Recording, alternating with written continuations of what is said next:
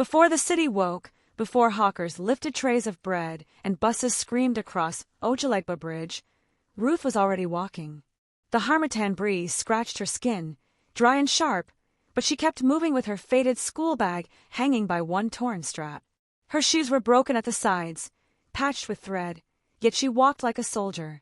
In her chest sat an ache she never showed, the kind of ache only silence knows. She passed by high school gates where fathers in starched Ibada kissed their daughters, where SUVs idled as chauffeurs opened doors. Ruth looked away, whispering to herself not to stare too long. Every morning assembly at St. Mary's High was the same. Her name would be called, but no father stood up, no clap came from the crowd. Teachers whispered about her unpaid fees. Classmates smirked at her patched uniform.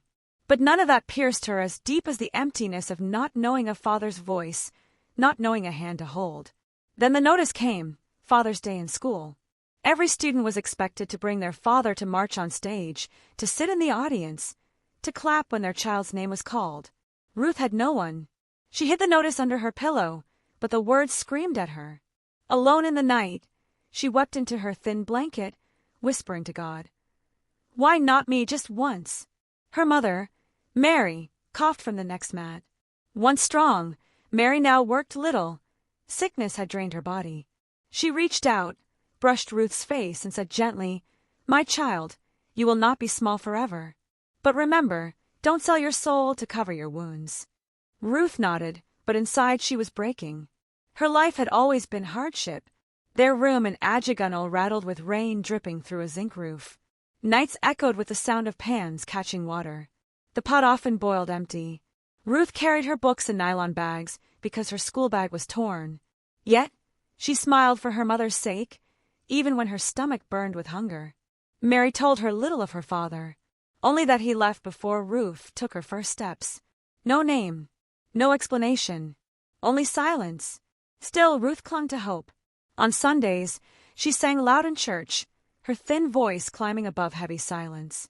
At school, she wrote essays titled My Future Family, pretending she knew what a father's hand felt like.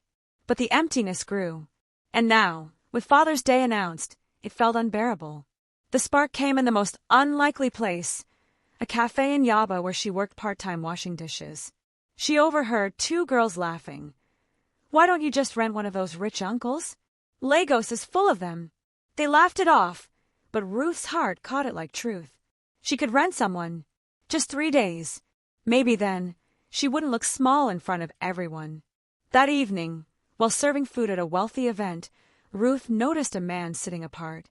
Tall, in his 40s, dressed in simple linen, though people surrounded him with respect. He wasn't loud like the others. He carried silence, a shadow in his eyes. He paid generously for bottled water, though he hardly touched it. Something in his posture mirrored her own emptiness. His name was Julian. When the party ended, she gathered all courage and approached him. "Sir," she whispered, trembling, "please, I need you. Just for 3 days. Pretend to be my father at school. I will pay whatever little I have." Julian blinked, surprised, almost amused. But the desperation in her eyes pierced him. He asked her name. She said Ruth. For the first time, she felt seen. They met again the following week, outside a bakery in Suralere. She explained everything, her shame, her classmates, the Father's Day event. Julian listened quietly. "Why me?" he asked. Ruth looked down. "Because you looked alone. Like me." He almost refused, but something inside, guilt, regret, a buried memory, made him agree. She offered him crumpled Naira notes, her tiny savings. Julian tried to push it back, but she forced it into his hands. "If I don't pay, it's not real," she whispered. He pocketed it silently. That night, an old woman selling oranges nearby called Ruth aside. "Be careful, my child. Gold that shines too bright can burn your hand." Ruth smiled faintly, but her heart was fragile with hope. Father's Day arrived. Ruth walked into St. Mary's beside Julian. The other girls stared. Teachers raised brows. For once, whispers turned into admiration. Julian, composed and dignified, shook the principal's hand, clapped when Ruth's name was called, smiled with quiet pride. Ruth glowed. For the first time in her life, she belonged. For 3 days, she carried herself like a girl who had a father. On the 3rd day after the event, while leaving the school hall, she overheard 2 staff members murmuring, "Is that not Julian Adeyemi, the businessman who vanished years ago? They said he abandoned a woman and child before his fortune." The words hit like thunder. A woman and child. Abandonment. Later that evening, Ruth found Julian's wallet on the table. Inside, tucked behind a card, was a torn photograph. A young Mary, smiling, holding a baby. Her breath shattered. That baby was her. Julian, the man she had rented, was her real father. Her knees buckled. She confronted him, trembling. Why did you leave? Why let me grow up empty?" Julian's eyes filled, but his silence cut sharper than knives. Finally, he whispered, "I was young, afraid. I made mistakes I cannot undo." But Ruth's heart was already broken. All the borrowed joy crumbled. She locked herself away for days, anger warring with grief. Julian came, begged to explain, but she turned her face. "You weren't afraid to make money, only to love me." She made a vow. Never again would she beg for belonging. She took more jobs, saved her earnings, started tutoring younger children. Her resilience hardened into strategy. One teacher, admiring her spirit, helped her apply for a scholarship. Ruth filled the form with steady hands. Julian tried to offer her money, but she refused. "I don't want your pity. I'll build my own name." Months later, at Lagos City Hall, the scholarship results were to be announced. The hall was filled with wealthy parents. Ruth stood alone, clutching her form, waiting. Julian appeared, quietly dressed, hoping to stand beside her. When Ruth's name was called, applause rose. She walked to the stage, heart pounding. Julian stepped forward, trying to join her. Murmurs filled the hall. "Isn't that Adeyemi? The tycoon who abandoned his family?"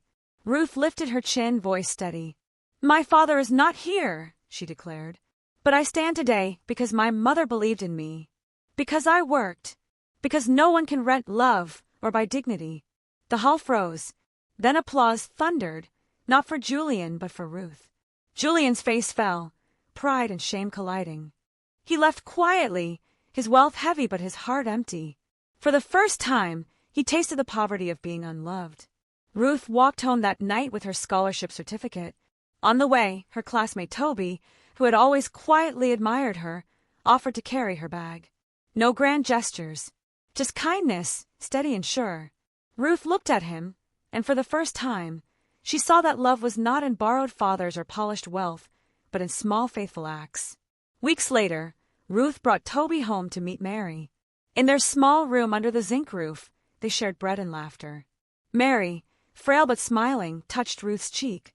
That night Ruth whispered to her mother, "I used to dream of a father's hand, but now I know what matters is the hand that stays." Outside, Lagos roared with buses, horns and noise. Inside, in that fragile room, peace bloomed. Ruth closed her eyes, not with emptiness, but with hope, and that was enough.